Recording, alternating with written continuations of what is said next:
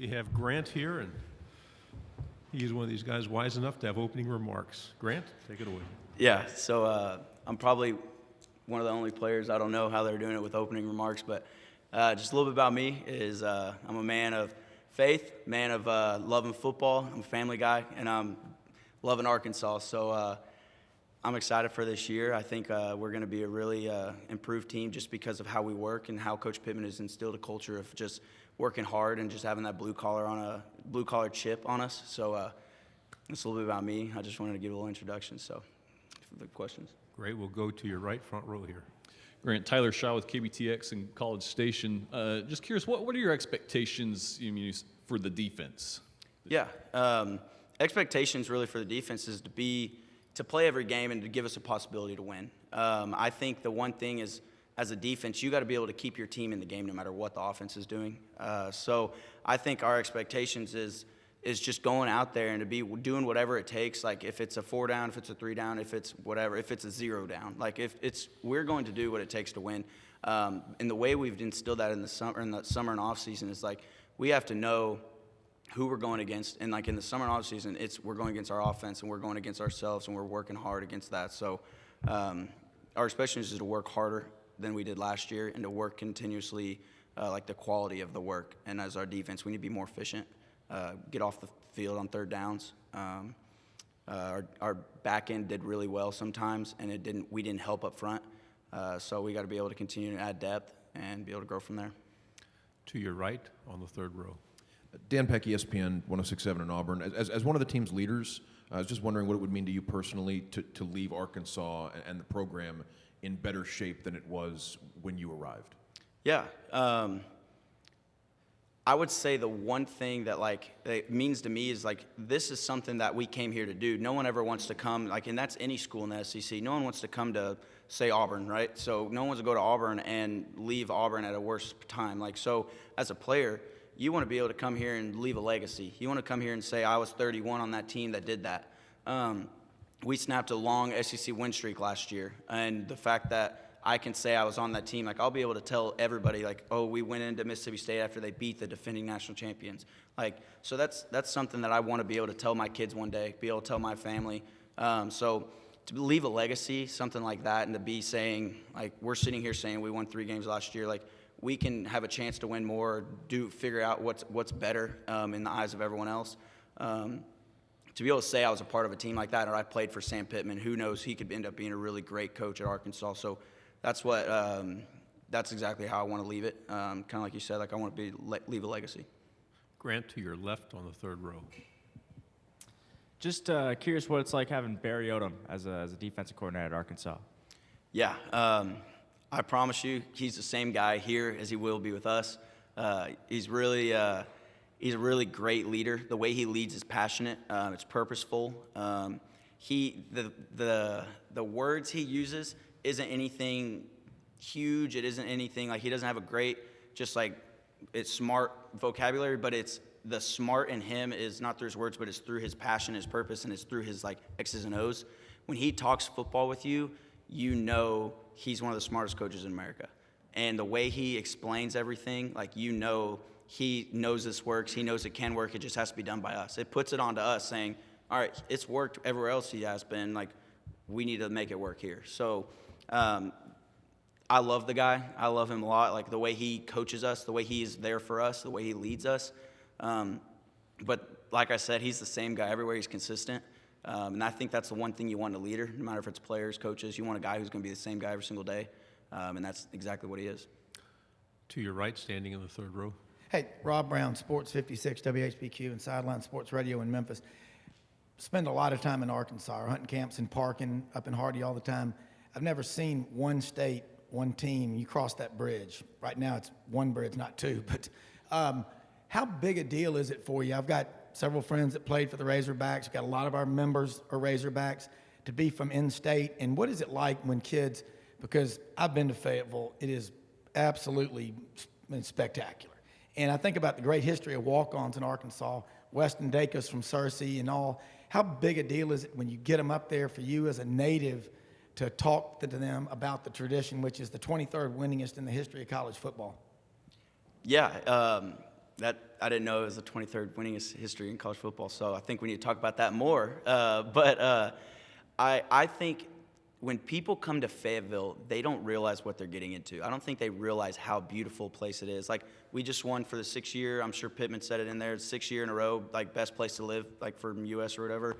And, like, people don't realize that till they come up there and see. They think Arkansas is just like, oh, they just got a bunch of hillbillies up there. Like, it's a beautiful place. Northwest Arkansas is beautiful. Like, they're booming up there. And the traditions and the fanfare that goes on, like, the fans love Arkansas. When Coach Pittman says a proud damn state, like, there's not a single person in Arkansas that doesn't bleed red, like, that they just want Arkansas to do good. So when you cross that bridge, or you cross from Oklahoma over, you come down from Missouri, like, you know exactly what everyone else is rooting for. You know how they treat Arkansas players, how they treat Arkansas fans. They're great. There's just great tradition just on the fact that we are the only team in Arkansas that's a D1 or a SEC, a Power 5. There's no pro teams. There's no amusement parks. There's nothing else to go have fun doing but except for rooting on the Hogs. So I promise you, once you hear I know everyone else probably hates it around here, but when you hear the Hogs called in that stadium, it's a little different. To your left here, second row. Jacques Doucet, WAPTV. Your head coach seems like a salt-of-the-earth guy, just grounded and no ego and all that. He made fun of himself just now in the big room, said he made a 18 on his ACT. What's it like to be around a guy like that, and does it make you want to win more for somebody like that? Yeah, honestly, yeah. When he's, like I said, like, being consistent is, I feel like, the biggest attribute in having a leader or a coach. And he is that same guy over there talking about his 18 on his ACT as he is with us. Like, on the plane ride over here, we were talking, he was like, I'm not smart. He goes, I just work hard. And, like, that's the truth. Like, he may not be the smartest guy. I may not be the smartest guy, but we're going to go ahead and we're going to work. And the fact that he will go ahead and admit that he's not, he even said he's still learning about being a head coach. He's like, I'm still learning. He tells us that every day. He's like, I'm still learning to do this, but I'm proud of y'all and the way y'all are learning with me. So, like, the fact that he's not telling us he's Superman. He doesn't have a secret sauce waiting for us. The fact that we're just getting to work and going to work and we're working hard and we're bringing that blue-collar attitude back to Arkansas football, like, that's what we need to be. We need to be physical, because honestly, that's what the Arkansas State is. We're a blue-collared state. We don't, like I said, we have no amusement parks. We have nothing huge there. We're just working hard and we're dependable, and that's what we need to get back to, and that's exactly what Pittman's doing. To your right on the second row. Randy Rainwater, 103.7 The Buzz. Depth, you mentioned that just a few moments ago, Grant. That really caught up with you last year against LSU because of COVID issues. Talk about the depth you're seeing now in both the defensive line and even in the linebacking crew. Yeah, it definitely did catch up to us last year. I think that was why we kind of fell off at the end of the year. Depth with the D-line, we had to go into the transfer portal and we grabbed some guys who can play immediately, and they've done really well. But that purely made our other D-linemen a lot better. I haven't seen a jump like this in our D-line group since I've been here. The way that they've instilled what they've learned from where they came from and brought it over, and the other guys who are here already who thought it was their time saw that and go, oh, dang, I gotta work hard too. I gotta go. I'm still trying to play. So that's built depth purely alone. Who knows if those 3 transfers are going to play or not, but it made them work so much harder because of the competition around them. And we haven't had, at the D-line group, we haven't had a lot of competition just because we've kind of known who's going to be those starters, and so when you don't work hard, like when you don't have that competition that you need at every position, they don't work hard. That doesn't build depth. So this whole offseason has been really competitive for them. And honestly, we couldn't tell you right now who our starting D-linemen are, which is great. I think that's awesome, because I think that we have a lot of people that can be that, and that's a good problem to have when you have 1s and 2s, guys battling for that spot. The next question with linebackers is, we've worked a lot of young guys. We've worked with me, Bump, and Hayden being the older guys, and like D.D. Edwards. We've worked really hard at getting the next guys ready, and next guys be able to step up and take those snaps off of us. But I honestly can tell you right now, like, it was depth, but it was mainly us not getting off on third down. We didn't have a good third down efficiency last year. If we want to help ourselves, we need to get off the field. We need to play football less.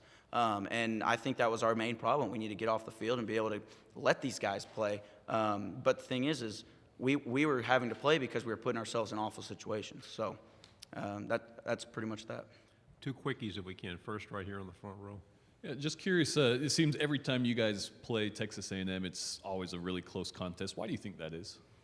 I really don't know. I wish I could tell you right now a spot answer. I think we both, I think they're both really well-run programs. Even with the other coach that y'all had before that and we had before it, like it was just, they're kids who just want to play against Texas. They're kids that, honestly, I have no idea. I just think we fit each other well. But they're always a fun program to go up against. There's never been like fights or anything. Like I like the guys over there. They're good guys, good players, and they know like they're going to the league. Like they know they have a good future and they know what they can do to take the next step. So hats off to that program too. So it's always been fun playing. Last question on the left in the back row. So it's Andrew Carpenter from KMIZ. We're in Columbia, Missouri, and Michael Shear, your position coach, is a fan favorite back in Columbia. He's seemed to rise in the coaching ranks pretty quickly. What is it about him that you think has allowed him to do that, and why is he so good?